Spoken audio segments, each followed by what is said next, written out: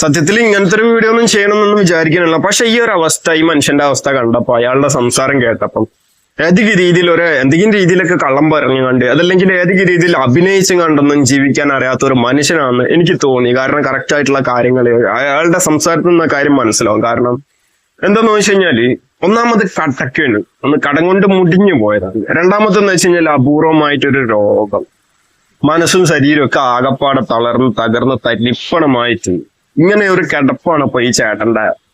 എന്താ പറയുക, സമാധാനമെന്നോ അല്ലെങ്കിൽ അയാളുടെ ഒരു വിധിയെന്നോ ഗതിയെന്നോ എന്ത് എനിക്കറിയില്ല. ഇതുപോലെ ഒരുപാട് ആളുകൾ സമൂഹത്തിലും സൊസൈറ്റിയിലും നമ്മുടെ ലോകത്ത് ഇഷ്ടം പോലെ ആളുകൾ ഇങ്ങനെയൊക്കെ ഉണ്ട് കേട്ടോ.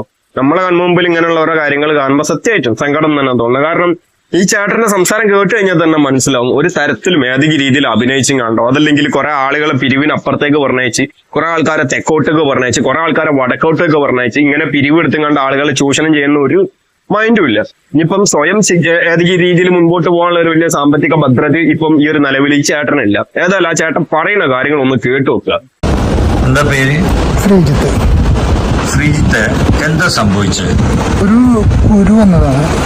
ആ കുരു ഇങ്ങനെ പൊട്ടിപ്പോയി. ഒരു 3-4 ദിവസം ഞാനതിങ്ങനെ ശ്രദ്ധിച്ചില്ല. അതിനിടയ്ക്ക് ഷുഗർ കൂടുമ്പോൾ കുരു വരാറുണ്ട്. പിന്നെ അടുത്തൊരു ഡോക്ടറെ പോയി കാണിച്ചപ്പോൾ മരുന്ന് വെച്ച് അത് മാറിക്കോളെന്ന് പറഞ്ഞു. പിന്നെ അങ്ങനെ ഇരിക്കുമ്പോൾ പെട്ടെന്ന് കൂടി വരുന്നുണ്ട്. അവർ ഹോസ്പിറ്റലിൽ പോയി. അവർ ആദ്യം ഒരു ഓപ്പറേഷൻ ചെയ്തു. പിന്നെ ഓപ്പറേഷൻ ചെയ്ത് ഇവിടെ നിൽക്കണില്ല, പഴുപ്പ് മുകളിൽ കയറാൻ ചാൻസ് ഉണ്ടെന്ന് പറഞ്ഞ് തൃശ്ശൂർക്ക് വിട്ടു. രാത്രിക്കാണ് വിട്ടത്. അവിടെ ചെന്ന് അവരൊരു 19 ദിവസം അഡ്മിറ്റായി. 19 ദിവസം അഡ്മിറ്റ് കൊണ്ട് ഒരു 5 ഓപ്പറേഷൻ ചെയ്തു. ഇപ്പൊ ഒരു വർഷമാവും. ഇതിപ്പോ ജൂൺ 10-ാം തീയതിയാണ് ചെയ്തത് ഓപ്പറേഷൻ. ജൂൺ 10 ആദ്യത്തെ ഓപ്പറേഷൻ ഈ കഴിഞ്ഞ ജൂൺ. ഇപ്പൊ ഡോക്ടർ എന്താ പറയുന്നത്? ഇപ്പൊ ഡോക്ടർമാർ എന്ത് കാണിച്ചാലും ഇപ്പൊ അഡ്മിറ്റാക്കാണ്. അഡ്മിറ്റായിട്ട് ഞാനത് ഔഷധമായി, ഞാനത് കടം കയറി കൊണ്ടിരിക്കുന്നത്.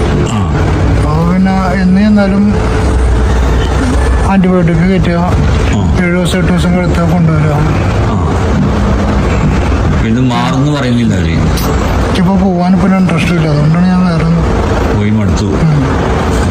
ചേട്ടൻ പറഞ്ഞു എനിക്ക് പോകാൻ യാതൊരു താല്പര്യമില്ല എന്നുള്ള രീതിയിലൊക്കെ. അപ്പൊ ഒന്ന് ആലോചിച്ചു, ഒരു മനുഷ്യന്റെ മനസ്സ് എത്രത്തോളം മടുത്ത് വെറുത്തു പോയിട്ടുണ്ടെന്നുള്ള ഒരു കാര്യം. ഒന്നാമത് ഈ ചികിത്സന്റെ ഭാഗം തന്നെ ആയിട്ടാണ് ചേട്ടന്റെ ഈ ഒരു കടം ഇത്ര പെരുകാനുള്ള ഒരു കാര്യങ്ങളൊക്കെ.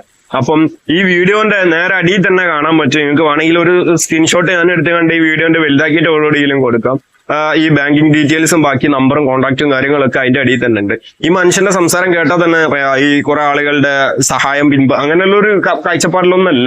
ഒരു നിവൃത്തിയില്ലാതെ ഇങ്ങനെ കിടന്നുകാണ്ട് ആ പറയുന്ന ഒരു കാര്യം ഉണ്ടല്ലോ, അതിൽ നിന്ന് കാര്യങ്ങൾ എല്ലാവർക്കും മനസ്സിലാവണോ.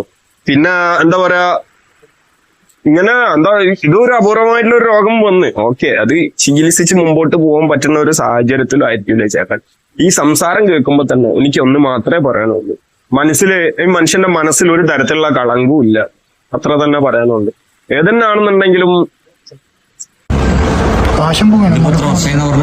കഴിഞ്ഞ ഒരു വർഷമായിട്ട്